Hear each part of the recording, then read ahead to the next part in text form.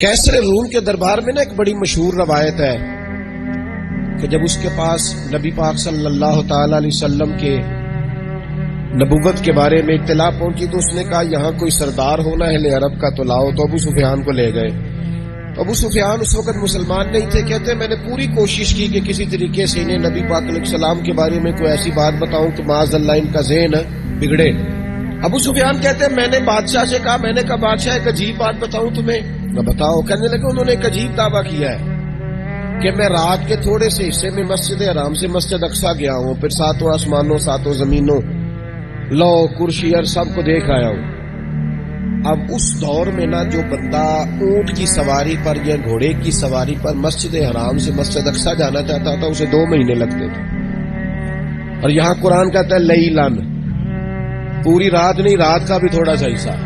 تو آپ یہ بات مانتے ہیں؟ وہ کیسر روم چپ کر گیا، بات بڑی مشکل تھی کہ رات کے تھوڑے سے حصے میں مسجد اقصیٰ جانا آنا یہی بڑا مشکل تھا، اور پھر آگے کی بات تو ویسے ہی براء البراء ہے۔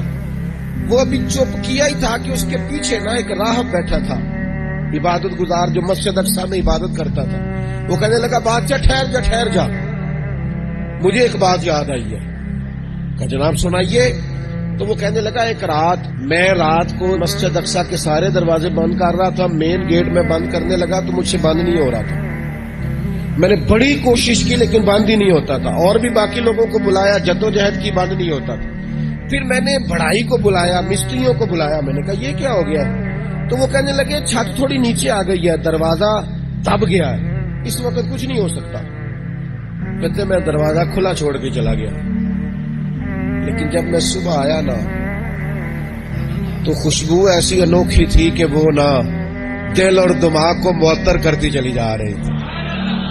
رنگ ڈھنگ نہ دو، تھوڑی دیر ہوئی ایک آیا کالیاں زلفاں والا، تھوڑی دیر ہوئی ایک آیا کالیاں زلفاں والا، ایویں 2 گھڑیاں میرے من وچ رکیا ہے۔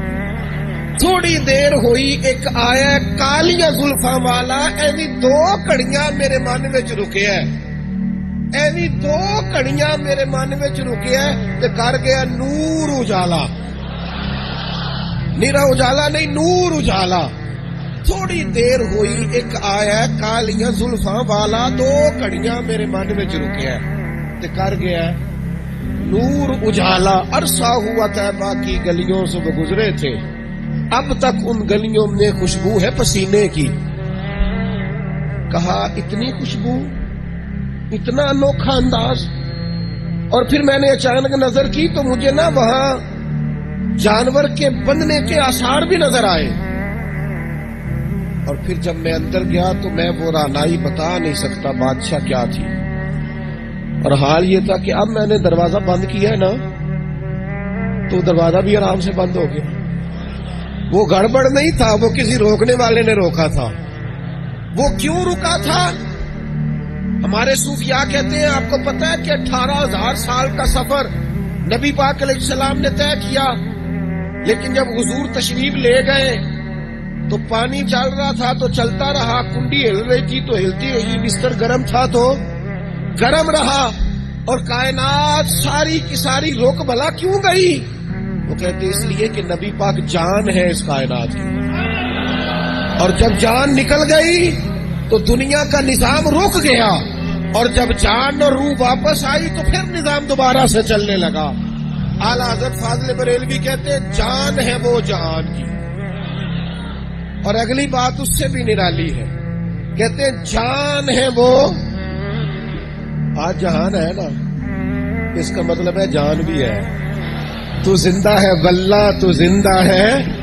کہتے جان ہے وہ جہان کی، اور جان ہے تو جہان ہے، اگر جان ہے تو جہان ہے، کروں تیرے نام پہ جان فدا، نام بس ایک جان 2 جہاں فدا، میرا 2 جہاں سے بھی نہیں جی بھرا، میں کروں کیا کروڑوں جہاں نہیں۔ عزیز دوستو، وہ کہنے لگا، شخص کہنے لگا میں نے وہ رات ساری دیکھی ہے، یہ جو کہہ رہے ہیں نا وہ مسجد اقصیٰ آئے تھے، بادشاہ مجھے قسم ہے اللہ کی وہ آئے تھے، وہ 2 گھڑیاں میرے من وچ رکے ہیں، وہ کر گئے نور اجالا. ابو سفیان کہتے ہیں جس بات پر میں انہیں گڑبڑ کرنا چاہتا تھا ان کی تصدیق تو بغل سے نکل آئی.